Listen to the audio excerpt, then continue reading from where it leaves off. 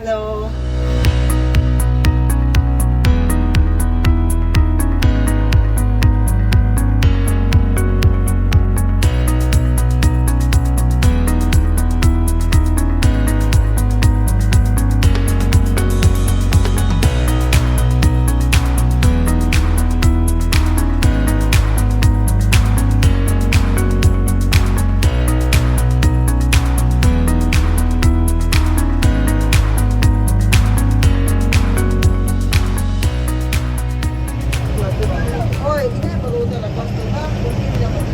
Come back to queso.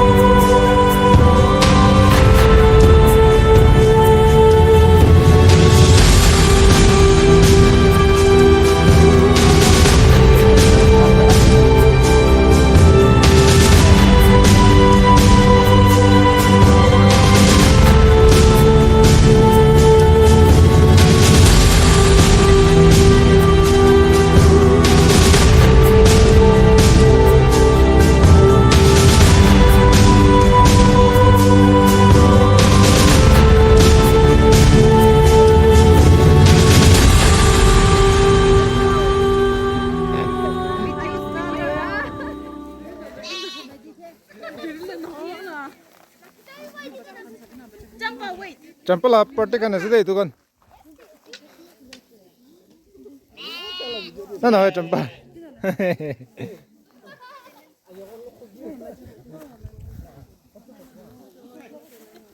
Hello. Hi. I'm busy. Welcome back. Welcome back.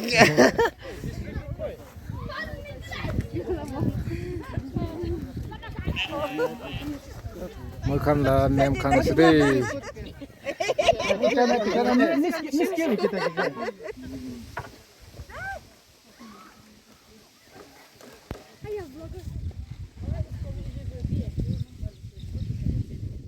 Peace.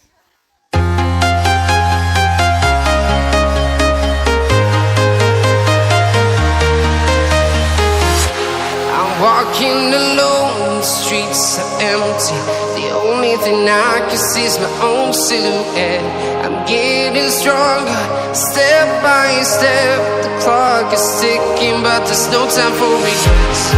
I've been flying from town to town, from London to Taiwan. I've been all around the globe, trying to protect your soul.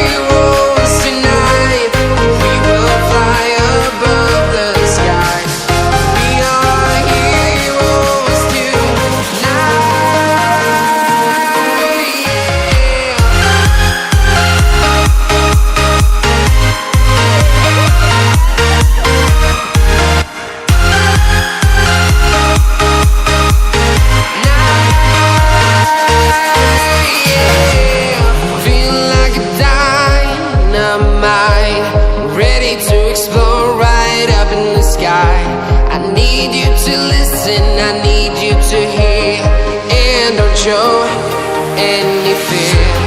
I've been flying from town to town, from London to Taiwan. I've been all around the globe trying to protect your soul. Also, we have EICP and EEP. So under this EEP, both EICP and EEP, we look into these awareness programs and all, okay, mostly in schools, colleges and all. So under this EEP, before we are known as NGC, which is the National Green Corps.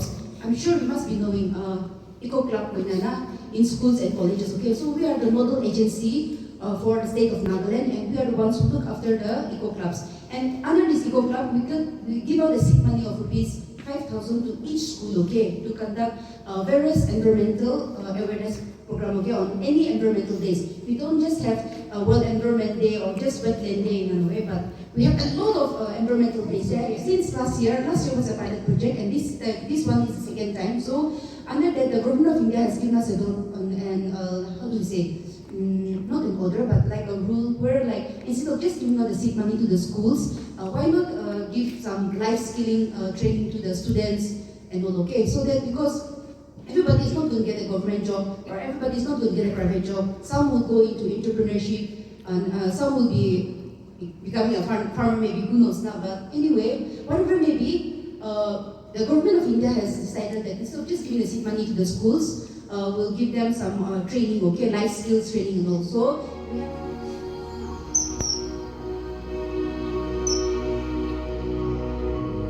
On Hungary's Tisza River, giant mayfly are starting to emerge.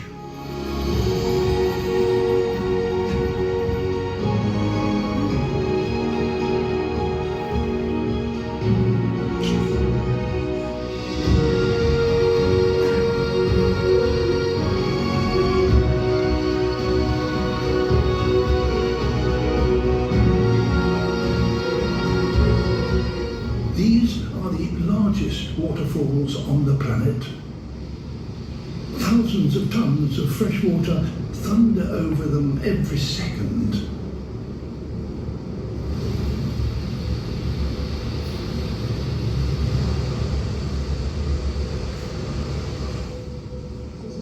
Thank you so much for that. Tomorrow also we'll be going for the nature trail, for the walk. It won't be very hard, okay? I would say it will be very easy also, but it won't be very hard also. You don't have to worry. Dublin Apawa, it's a little bit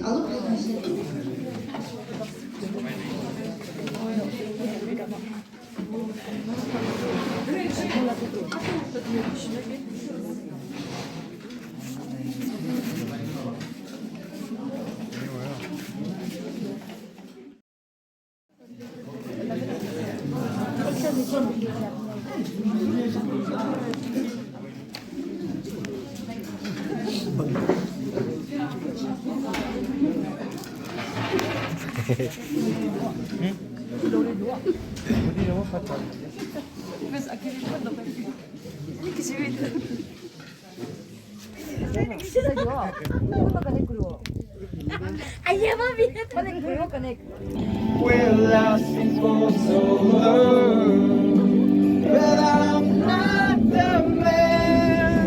Your heart is missing. That's why you go away. I know.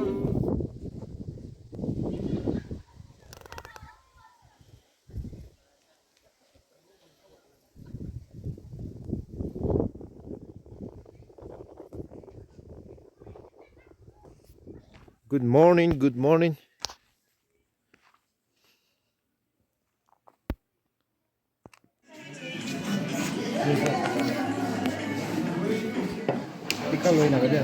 ठीक है morning breakfast दे दो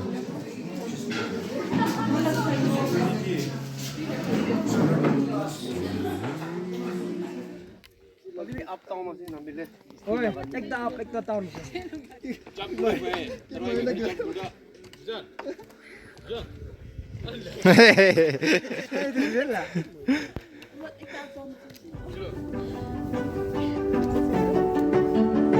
Today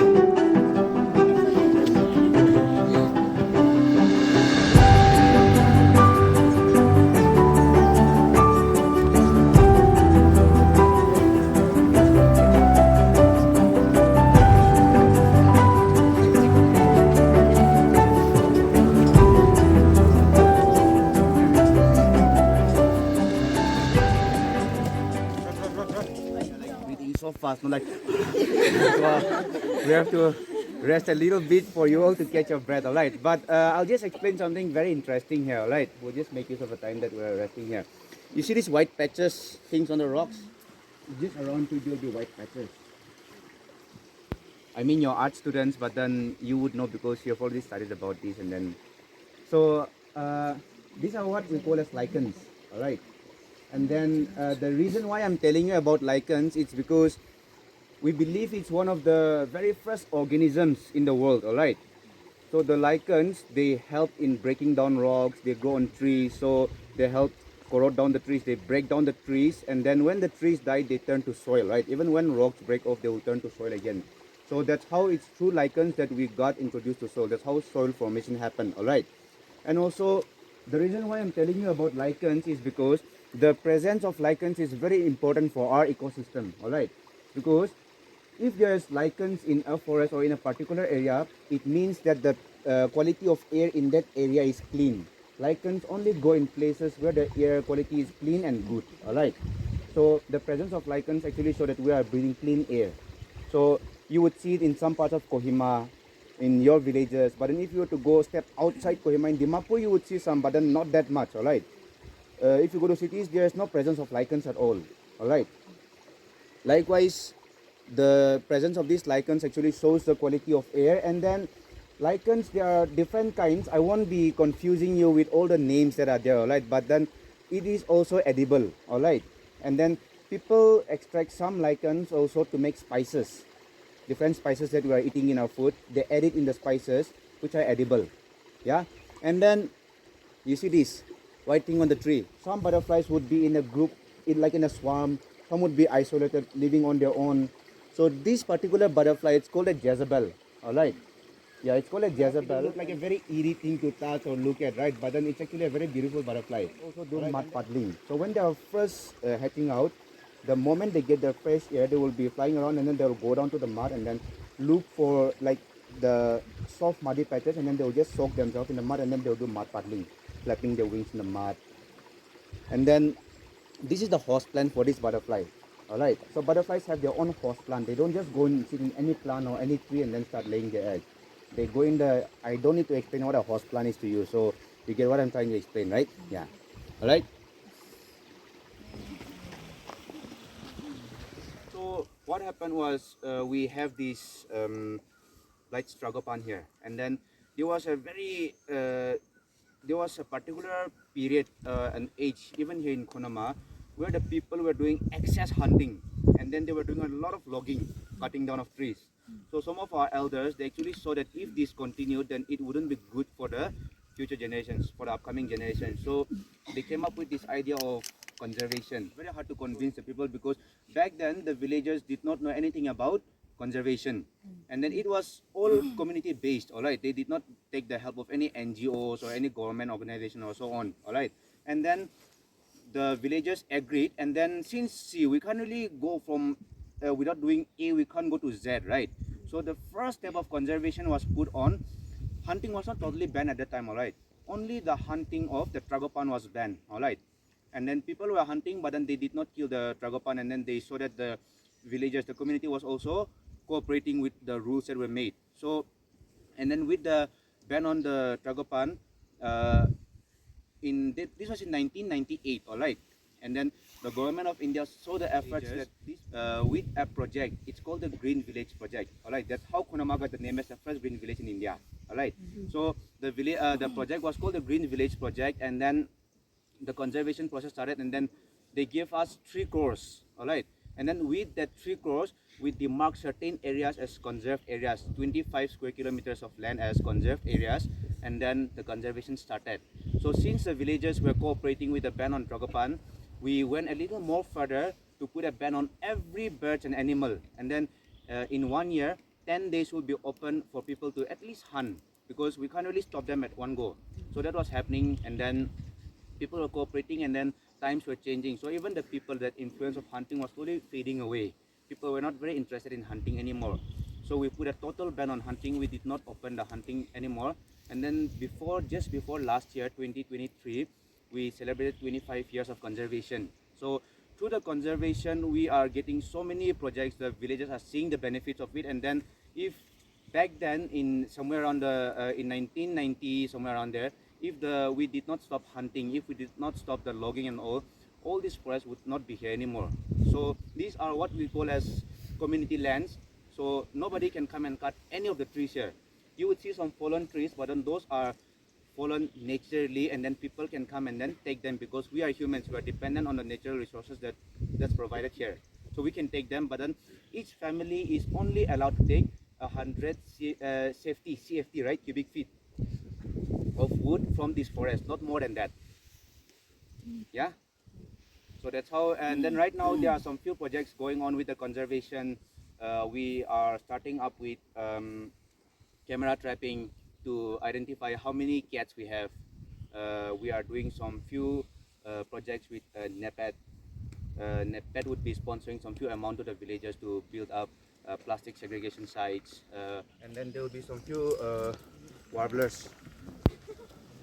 Have to pay conservation fee of I think 1,000 rupees, and foreigners would have to pay 1,500 for conservation fee, and then that conservation gives them the like a pass to go about our forest and then take pictures of birds. And then people actually come to see. There are 3 or 4 main birds that they come to see. One is definitely the tragopan. The second is just this very small bird, alright. It's called a Naga wren babbler.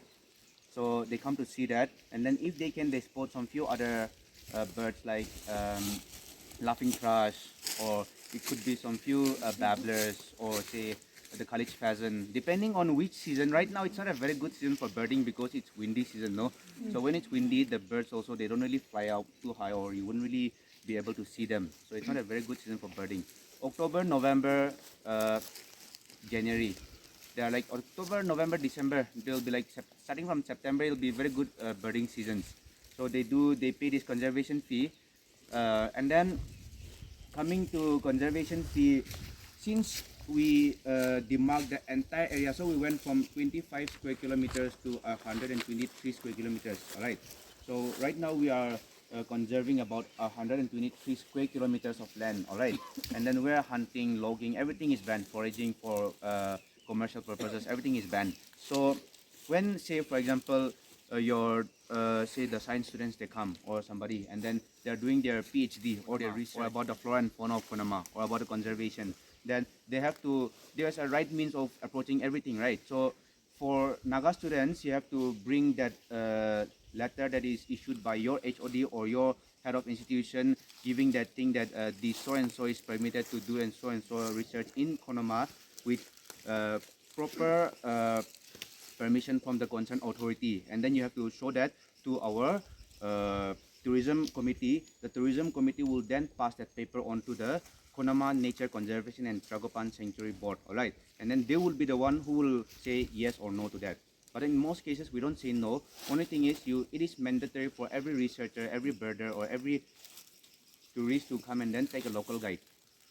In a way, we are trying to take it out in a way that we can also employ people in this field.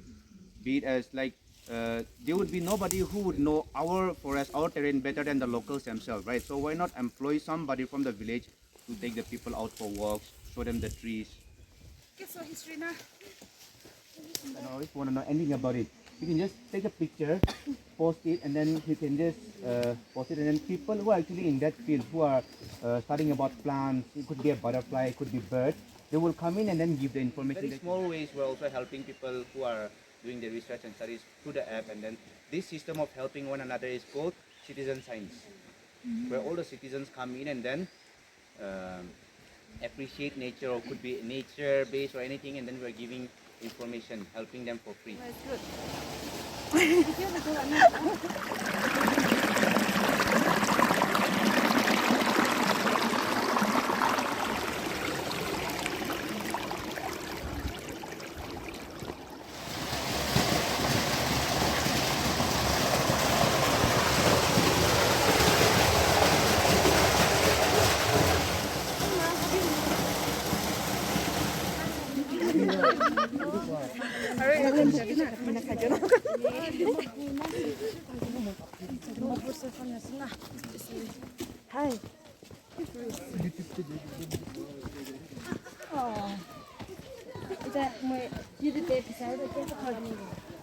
Thank you. Hello.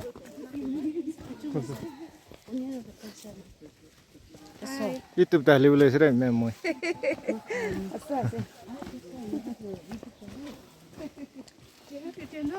Yeah. On your own home, right? It's the same thing. We are in their area now. Yeah. So we have to respect that.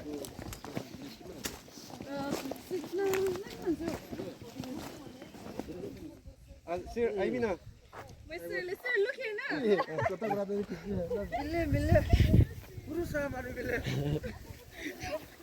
It's okay. Thank you. It's not okay. Say something. Say something. Say something. Say something about the forest. It's very nice, it's good, it's amazing, it's still a virgin forest. Okay, fine. Done. Okay, so you say. February 1, 2025, nature camp at Khonoma. Returning back to our camp. The nature was very clean. I enjoyed walking, taking a trip up. And that's all. Thank you. And I'm also disappointed. I'm disappointed. Because my plan was to go up to Zuko, Secret. What about the whiskey? So the trip was exciting. Hello, this is Katie. I really enjoyed this trip, and the tour guide was so awesome. The way he explained was like just wow, it was mesmerizing, and like I'm really enjoying. Thank you so much. It was a good trekking and we really enjoyed, but we thought it would go more further, but it was a short distance but a good one, and we enjoyed the tour guide. Thank you.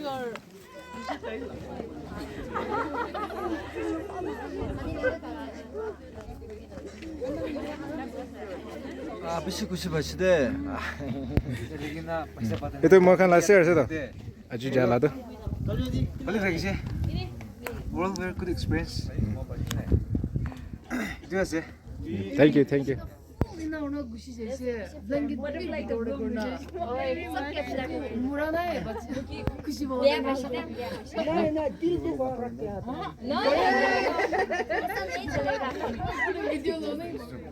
Mambal şey. Ro, nace. Enjoy şey. Mambal şey. Thank you.